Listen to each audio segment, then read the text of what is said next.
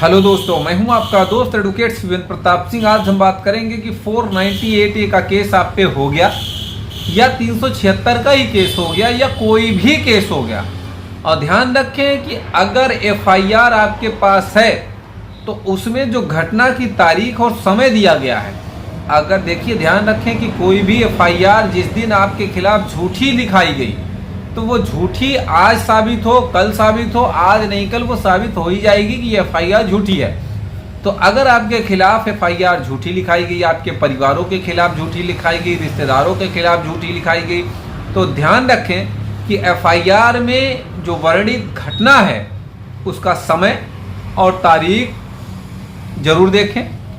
ये देखने के बाद ये ध्यान रखें कि आप उस घटना की तारीख पे कहाँ थे, क्या उसका कोई रिकॉर्ड है आपके पास।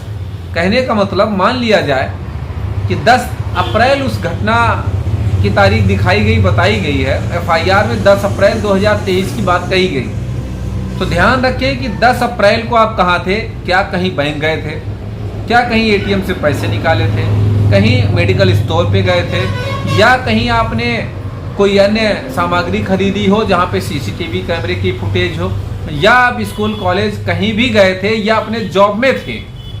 तो भाई अगर कहीं ना कहीं आप थे या आपका वो रिश्तेदार कहीं ना कहीं था तो उसका कुछ ना कुछ सबूत होगा।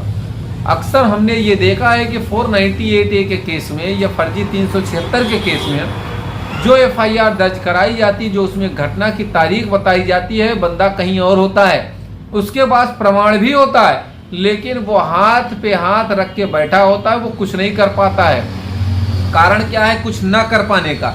देखिए ध्यान रखें कि कोई भी एविडेंस, कोई भी प्रमाण आपके पास अगर है तो उसका सही इस्तेमाल अगर सही समय पे नहीं करेंगे तो फिर वो इस्तेमाल करने वाली प्रमाण जो आपके पास है और जो आपके केस को खत्म कर सकता है मिनटों में चुटकी बजा के, वो केस आप 15 साल 20 साल फालतू में लड़ते रहेंगे।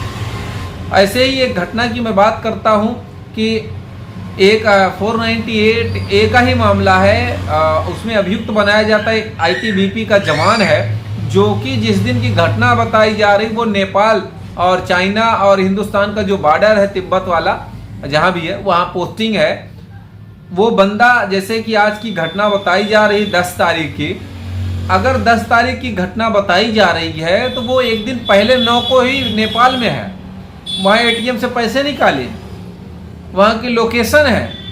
कहने का मतलब ये है इतना सब कुछ प्रमाण होते हुए भी आपको करना क्या चाहिए। ऐसे बहुत से केस हैं जिनके पास, जिन पतियों के पास दुनिया भर के सबूत हैं लेकिन वो फिर भी परेशान है 498A के मामले में। देखिए अगर 498A का केस दो तरह का होता है, एक नॉर्मल धारा के साथ, एक विशेष धारा के साथ। 498A के साथ 323, 504, 506, 406 IPC व 3/4 DP एक्ट अगर है या 34 भी है तो कहने का मतलब ये तो सामान्य धारा हो गई। अगर 498A के साथ 376 ऐड है, 354 ऐड है, 377 ऐड है, अगर ऐसी धाराएं ऐड हैं तो इसके साथ भी अगर आपके पास, सवाल यही है कि अगर आपके पास प्रमाण है तो वो क्या करें। पहली बात तो FIR दर्ज होते ही एक लीगल पॉइंट्स के साथ, लीगल ग्राउंड्स के साथ एक एप्लीकेशन अगर आप अपने से लिख सकते हैं तो बहुत अच्छी बात। अगर नहीं लिख पाएंगे, नहीं लिख सकते हैं तो आप किसी अधिवक्ता को हायर कर लें जो इस संबंध में जानकार व्यक्ति हो। आप उनसे कहें कि एक एप्लीकेशन तैयार करें FIR लगाने के लिए या नाम कटवाने के लिए। भाई पुलिस के पास जो FIR दर्ज की गई वो सही है, क्या है, गलत है, पत्नी ने पूरा झूठा लिखा है, वो जांच का विषय हो गया। लेकिन आप अपनी बात कैसे रखेंगे? आपके पास भी ये राइट्स है कि जैसे ये FIR हुई, आपको जानकारी हुई, आप सीधे तौर पे एक एप्लीकेशन बनाएं, वरिष्ठ अधिकारियों को तत्काल एक आवेदन दें। वो क्या होगा भाई, कभी भी पुलिस ये नहीं कह सकती कि अगर आपको जानकारी हुई तो आपने क्या किया। अगर ये सबूत आप डायरेक्ट जाकर थाने पे देंगे, दरोगा को देंगे, IO को देंगे तो वो किसी काम का नहीं होगा। 100% वो किसी काम का नहीं होगा, वो कूड़े में चला जाएगा। लेकिन जब आप वरिष्ठ अधिकारियों के थ्रू बाई पोस्ट देंगे तो उनकी मजबूरी हो जाएगी उस पर कुछ न कुछ विचार करना, सोचना, नाम काटना।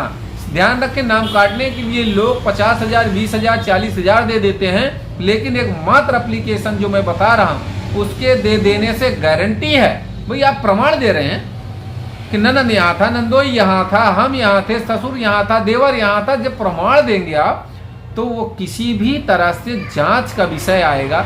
जांच करने पे दरोगा मजबूर होगा और उसकी मजबूरी होगी नाम काटना, और इसलिए मजबूरी होगी कि आप आगे चल के कोर्ट में कहेंगे कि साहब ये FIR गलत हुई थी, मैंने बार बार कहा, आवेदन दिया, वरिष्ठ अधिकारियों को आवेदन दिया, लेकिन किसी प्रकार की कोई सुनवाई मेरे एप्लीकेशन पे नहीं की गई। ध्यान रखें, अगर नहीं की जाती आप डायरेक्ट कोर्ट में भी मुकदमा कर सकते हो उन पुलिस वालों पे और अपने विपक्षी पे। तो कोई भी कार्रवाई किस तरीके से करनी चाहिए ये बहुत बड़ा विषय होता है। दूसरी बात ये, अगर सारे प्रमाण हैं चार्जशीट में फिर भी नाम चला गया, पहली बात तो अगर ये कार्रवाई कर देंगे तो नाम नहीं जाएगा, मैं गारंटी ले रहा हूँ, चैलेंज कर रहा हूँ। दूसरी बात ये, फिर भी मान लेते हैं दरोगा ने लगा दिया, तो जिस दिन आप 482 में जाएंगे, FIR क्वेश्चन की बात करेंगे, चार्जशीट क्वेश्चन की बात करेंगे, तो मैं गारंटी ले रहा हूँ, ऐसे कई जजमेंट्स हैं, हमने पिछले वीडियोस में बताया भी है, बनाया भी है इस पर वीडियो, कि 100% क्वेश हो जा रही है ऐसी चार्जशीट। तो आप कोई भी मौका देखिए, FIR होते ही आप क्वेश्चन में जाएंगे तो हो सकता है लाभ आपको ना मिले। क्यों? क्योंकि कोर्ट भी ये बात जानती है, भाई अभी तो जांच चल रही है ना। जब चार्जशीट फाइल हो, आपके खिलाफ जो चार्जशीट में लगी, जो धाराएं लगी, जो नाम लगे, नहीं कटे, आपने सारी जद्दोजहद कर ली, सारी प्रक्रिया का इस्तेमाल कर लिया, तब आपको ये कार्रवाई करनी पड़ेगी। 482 में तब जाइए, 100% लाभ मिलेगा। या फिर बेल अगर करा लिए, कुछ लोग का कहना है भैया हमने बेल करा लिया, अब 482 में नहीं जा सकते, तब क्या करें? तो 100% बेल करा लिया, डिस्चार्ज मूव कर दो, धारा 227 CRPC में आप डिस्चार्ज करो, गारंटी है सबका नाम कट जाएगा। और जो बचा भी रहेगा पति का भी डिस्चार्ज में, हाई कोर्ट जब जाएंगे अगर नहीं कटता है, सेशन ने भी नहीं काटा, लोअर कोर्ट ने भी नहीं काटा, सेशन ने भी नहीं काटा, तो पति का भी नाम क्वैश हो जाएगा, सेशन से डिस्चार्ज मिल जाएगा। तो कहने का मतलब ये, कौन सा नियम कानून कब अपनाना है आपको ये जानना पड़ेगा भैया। और किसी भी तरीके से काम करने वाले व्यक्ति बहुत पैसा नहीं लेते हैं, और न बहुत पैसा लगता है। एक बार इस्तेमाल करके देखो भाई, दुनिया भर के पैसे तो आप बर्बाद कर ले रहे हैं, तो बरगलाया में ना।